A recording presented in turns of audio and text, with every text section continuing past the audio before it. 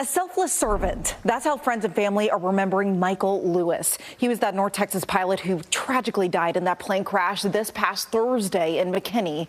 And tonight we spoke to his friend of 5 decades who says Lewis was a light to everyone he met.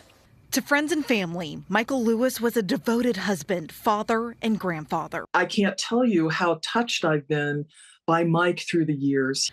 For Amy McDonald, Lewis was also one of her oldest friends. He was such a gentle giant, always had the biggest, strongest, most wonderful hug for you, always had a twinkle in his eye, always had a positive word to say. McDonald and Lewis met freshman year at Denison University in Ohio 50 years ago, both selected to be part of a choir called the Denison Singers.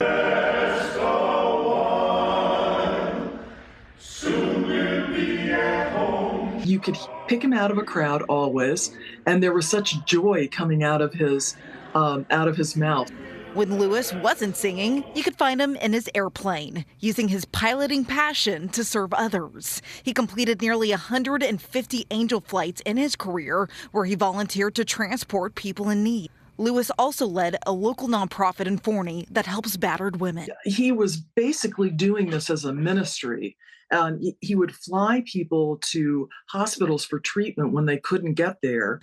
Unfortunately, his flight on Thursday was his last. Lewis and another passenger died in a plane crash in McKinney. The cause of the crash is still under investigation.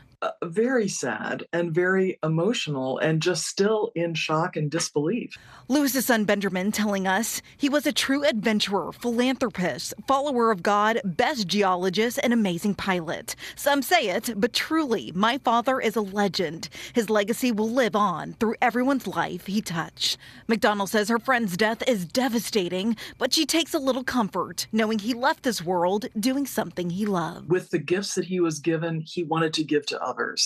I will always remember him as just a warm soul, one who always had a ready hug, and just an incredible person.